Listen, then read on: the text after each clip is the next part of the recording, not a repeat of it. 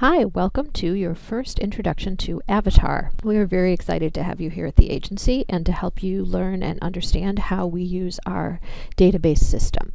In this session, we will look at 4 pieces: logging in, the home view, chart view, and inquiries. And even if you're someone who won't do inquiries, we will use the inquiry form to learn how to navigate within the system and to learn what a form looks like. You have access to another video called Installing Report Viewer, which will show you how to do the only installation you need to do onto your computer in order to use Avatar.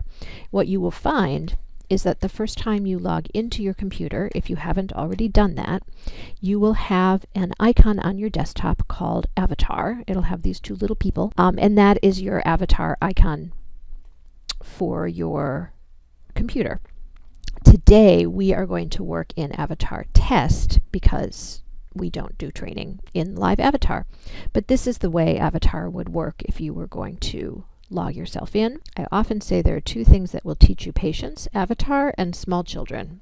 So just settle back. Here's what the live sign-in screen looks like for Avatar. We usually lock our cap and we start logging in with our first initial and last name. And our password, we also use caps, and it is a combination of letters and numbers. Avatar training is done in a number of different ways, and your backup is provided in a number of different ways.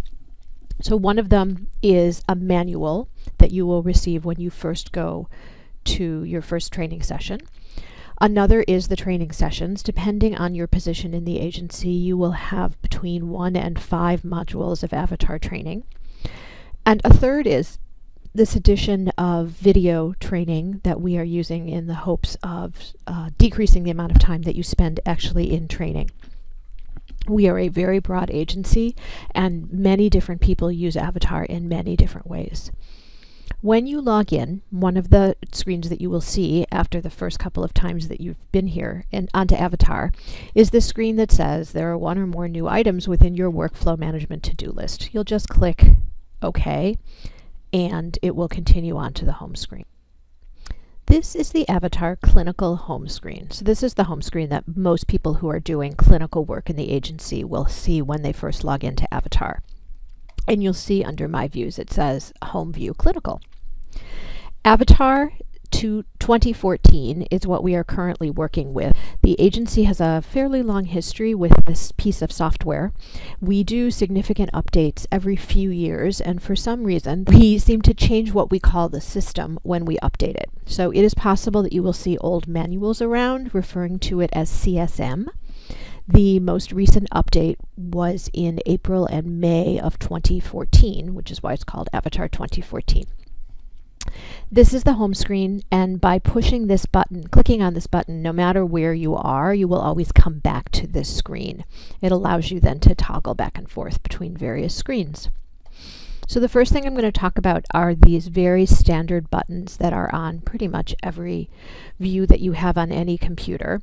This is obviously the one to minimize the whole screen. This makes it smaller, and this is generally what I call my Get Me Out of Here button. I want to encourage you to never use this button when you're in Avatar. And that's because if you're in another form or another report and you click on this, instead of just getting you out of that form, it will take you all the way out of Avatar, in which case you'll just have to log back in, and it can get a little frustrating. So generally don't use that. There is always another way to get out of whatever screen you're in, and I will show you what those are.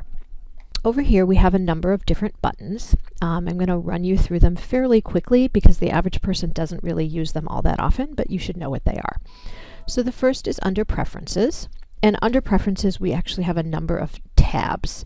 The first is Spell Check, and people who know about these things have decided that use standard spell checker and check spelling from start of text are the things that make the most sense. So the first time you log into Avatar with your own account, we encourage you to go to Preferences and Spell Check and click Use Standard Spell Check and check spelling from start of text, and then come all the way down here and click Apply, because if you don't click Apply, it doesn't get saved. And this will save those changes, but also take you back to the home screen. So we're going to go back to Preferences. The next tab is printer. The default printer on whatever computer you're using is the printer that will be connected to what you're using, so you don't need to do anything. Themes. You can change the basic colors that you see when you log into Avatar. But if you really don't like these colors and you'd rather see some of these other colors, you're welcome to choose a different color. Again, you would click Apply. I will tell you that you need to log out and log back into Avatar in order to see them work. The next is calendar. We don't use calendar at the moment. The next is widgets, and I'm going to show that to you in another way in a few minutes, but widgets are what all of these boxes are called. The last tab is chart. Again, experience has taught us that what we want to do is we want, when we first go into Avatar, to go to chart and say we will only display open episodes, and we will limit the number of records to the last 30 episodes. And we will click Apply, and we will be out and back on the home screen. So those are preferences. This allows you to lock your system, and this allows you to sign out of the system. What we ask is that if you're going to be off the system for any length of time, that you just sign out and open up opportunities for other people to be on Avatar. Switch is something that almost no one uses. Help is actually online help from the people who write the software. So if you click on help, you'll see that you have all of these choices, and if you choose anything that starts with Avatar and you click on it, you will be taken to the online help for Avatar. The first time that you log into here, they're going to ask you to click that you understand their user agreement and that you put in your agency email address twice. You can look for all different kinds of information in the help. In addition to help here, you will also see down here in the message center information about how to contact Avatar help, which is the JCFS help in the Avatar IT department. This is the phone number. If you're in our system, you can just dial the shorter number, and this is the email address. And this connects you, as I said, to the Avatar IT department. I'm going to go back up here to this top corner, and the last thing that you have is this little checkerboard. And what you'll see is that the checkerboard takes you back to the widget screen. And you're going to need this later, but I'll show it to you now. There are some widgets that can actually be lifted out of the home screen and made bigger.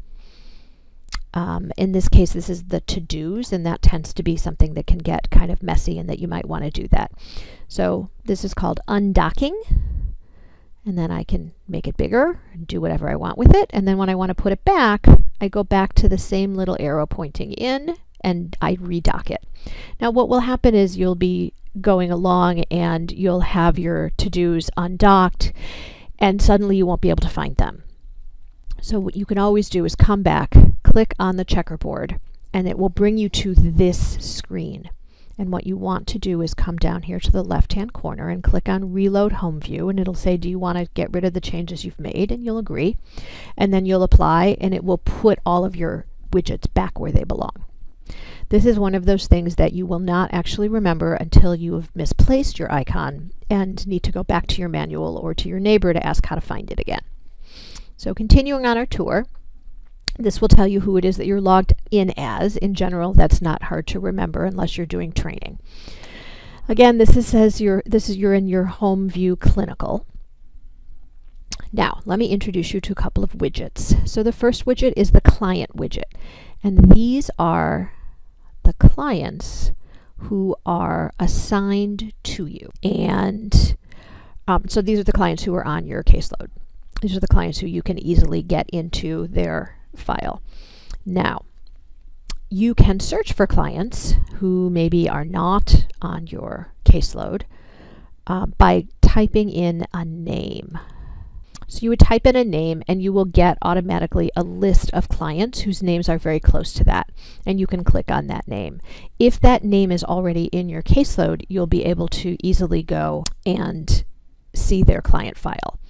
If that name is not on your caseload, you're going to have to explain to the system why it is that you are trying to get into that client caseload. If you open a new client who's not on your caseload, and you go through and you look at some of their. If you open a client file, somebody who is not in your client load, and they are here, and you want to move them onto your client load, what you can physically do is drag them up to your client load. What we are asking you to do is not do that, because they're not actually on your client load. They're just gonna sit up in this list. And the clients who have the little arrows are the clients who are assigned to you. So these are your clients. The next is your forms and data, and this is a terrific widget. This allows you to connect to all of the forms, and forms are the way that we put information into Avatar. And all of the reports, which is the way that we pull information out of Avatar. We have lots and lots of reports and forms, lots and lots of ways to put information in and out. The old CSM said that this was the way you needed to get to that information. And so you would need to know what the whole address was to get to whatever you needed to do. So you'd need to know all of this to, let's say, get to a JCFS admissions. Now, in the new system, you can just type in the name of the form that you want, or you can type in a word that you think describes the thing that you want to do. So you need to write a note. You can type in note, and then you can easily find whatever it is that you need to do. So maybe you work in residential and you need to do a placement progress note. You can click on placement progress note, and it will begin to take you to that form. So now it will ask you for the client that you're going to write this progress note for, and you're going to type in the name of the client. So if you want to look and see what kinds of forms are available to you, you can certainly do all sorts of what I call window shopping. So I can go to Avatar CSM and I can look at all the reports, let's say, that are available to people who work in foster care. And I can see what all of those reports are, or all the reports that are available to people in Mac. You can always type in a word and find it that way, but you also then have your My Forms, and these are kind of your favorite forms. These are the ones that you use on some sort of a regular basis, and you want to have them here for quick and easy clicking every time you log in. So these are the ones that are here for me. If, for instance, you have something in your recent forms and you want it to always pop up all the time, you can just drag it up into forms and data, into the My Forms box. So see this little edit button up here? I clicked on it, and this is an expanded version of the My Forms. And you can see what forms I have already added to my forms that I already knew that I wanted to be here.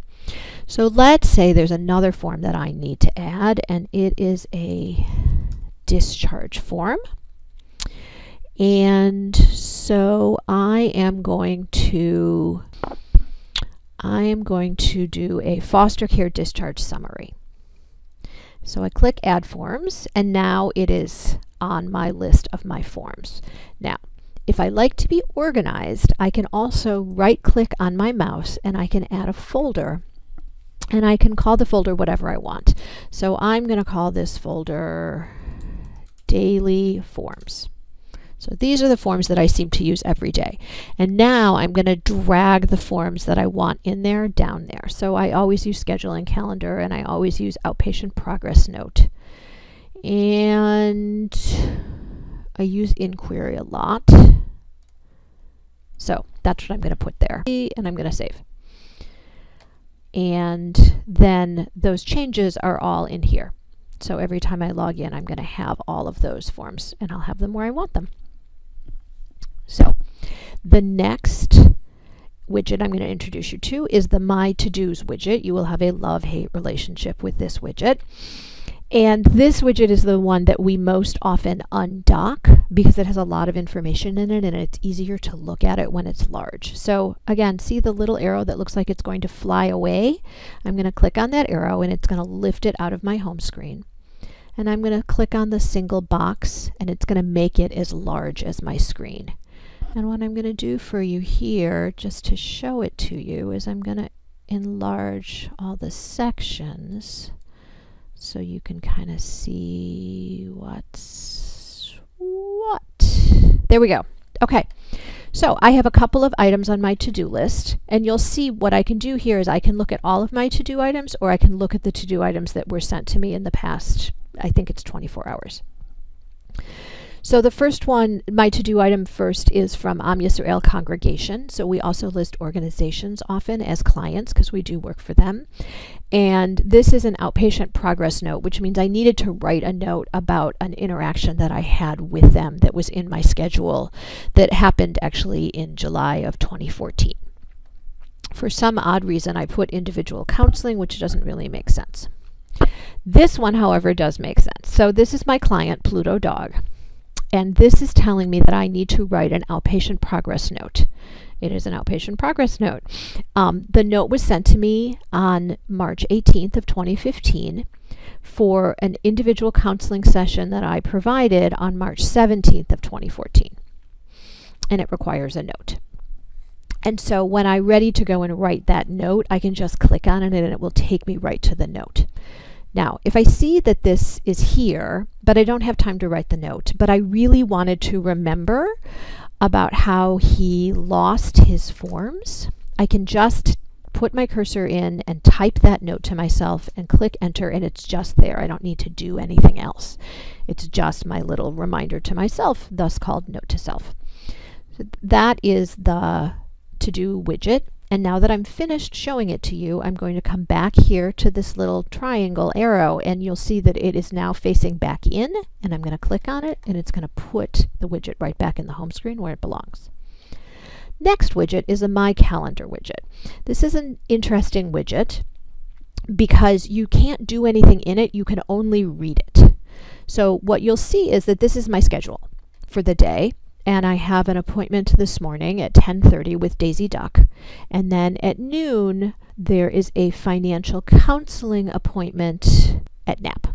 And so this is my day, and these are the things that are already in my schedule. But I can't do anything, I can only read it.